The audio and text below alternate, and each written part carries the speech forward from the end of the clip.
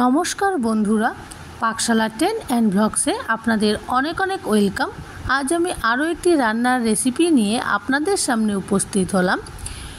নিরামিষ দিনে থোড়ের অনবদ্য একটা রেসিপি আজ আমি আপনাদের সাথে শেয়ার করছি।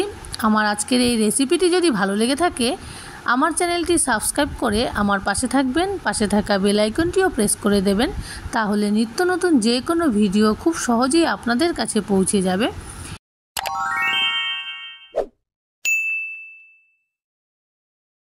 এই রেসিপিটি তৈরি করবার জন্য থোড় এরকম কুচি করে কেটে নেওয়া হয়েছে, জল দিয়ে ভালো করে ধুয়ে নেওয়া হয়ে গেছে। আর 100 গ্রামের মতো গোবিন্দভোগ চাল ভালো করে জল দিয়ে ধুয়ে নিয়েছি। এবারে একটা মিক্সিং জার নিয়েছি। মিক্সিং জারের মধ্যে সরাসরি থোড় অ্যাড করে দিলাম আর পরিমাণ অনুযায়ী আদা দিয়ে দিলাম ওর মধ্যে। এবারে পেস্ট করে নেব, মিহি করে পেস্ট করে নিয়েছি। ঠিক এরকম করে পেস্ট করে নেওয়া হয়ে গেছে। আস্তে আস্তে পুরো থোড়গুলোই পেস্ট করে নেব। একটি পাত্রের মধ্যে নিয়ে নিয়েছি।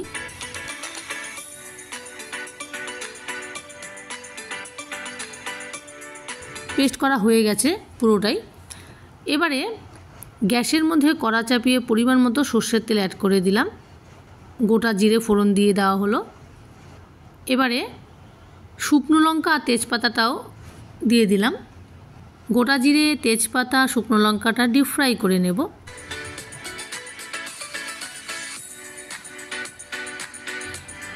ভাজা হয়ে গেছে ফোড়নটা। এবারে গোবিন্দভোগ চালটা ওর মধ্যে অ্যাড করে দিলাম। ফোড়নের তেলের সাথে ভালো করে মিশিয়ে নেব চালটা। এবারে হলুদ গুঁড়োটা দিয়ে দিলাম, পরিমাণ অনুযায়ী হলুদ গুঁড়ো আর অল্প নুন দিয়ে দিলাম ওর মধ্যে। নুন আর হলুদ গুঁড়োটা ভালো করে মিশিয়ে নেড়েচেড়ে মিনিট 3 মতো রান্না করে নেব। গ্যাসের আঁচটা একেবারে লো রেখেছি, লো আছেই চালটা ভালো করে ভেজে নেব।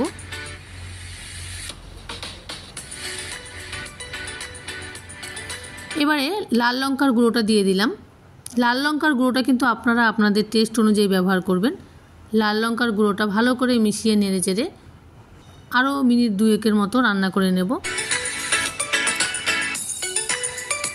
চালটাও মোটামুটি ভাজা ভাজা হয়ে গেছে। এবারে পেস্ট করে রাখা থোড়টা ওর মধ্যে দিয়ে দেওয়া হলো। ভালো করে মিশিয়ে নেব চালের সাথে।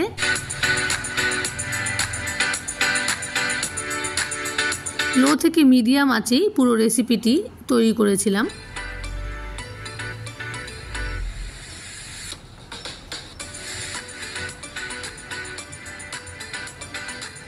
চালের সাথে ভালো করে মেশানো হয়ে গেছে। আর অল্প হলুদ গুঁড়ো ওর মধ্যে দিয়ে দিলাম, আর একটু হলুদ গুঁড়ো লাগবে। আর অল্প নুনও অ্যাড করে দিলাম, স্বাদ অনুযায়ী নুনটাও এবারে দিয়ে দিলাম। হলুদ গুঁড়ো আর নুনটা ভালো করে মিশিয়ে নেড়েচেড়ে আরও কিছুটা সময় রান্না করে নেব। এই রেসিপিটি তৈরি হতে কিন্তু খুব বেশি একটা সময় লাগেনি। খুব তাড়াতাড়ি নিরামিষ দিনের থোড়ের এই রেসিপিটি রান্না করা যায়। দারুণ টেস্টি একটা রেসিপি নিরামিষ দিনের। গরম ভাতের সাথে পরিবেশন করেছিলাম, দারুণ লেগেছিল। গরম ভাতের সাথে খেয়েছিলাম।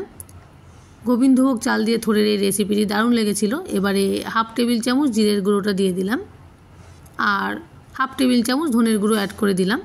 জিরের গুঁড়ো আর ধনের গুঁড়োটা ভালো করে মিশিয়ে নেড়েচেড়ে আরও কিছুটা সময় রান্না করে নেব।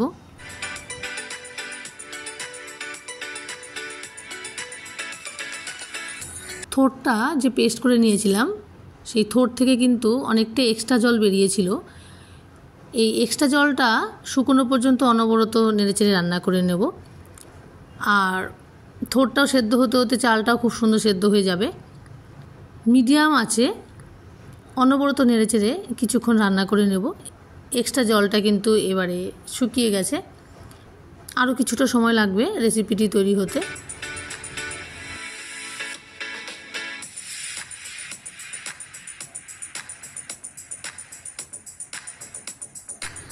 এবারে হাফ টেবিল চামচ গরম মশলা গুঁড়ো ওর মধ্যে দিয়ে দিলাম। গরম মশলা গুঁড়োটা ভালো করে মিশিয়ে নেড়েচেড়ে আরও মিনিট খানেক রান্না করে নেব।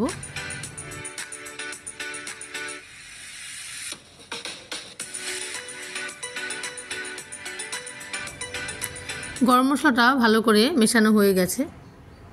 এবারে 1 টেবিল চামচ ঘি ওর মধ্যে দিয়ে দিলাম।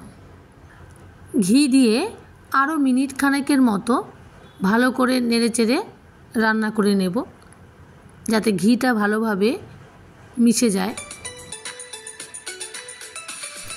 ঘি ভালো করে মেশানো হয়ে গেছে।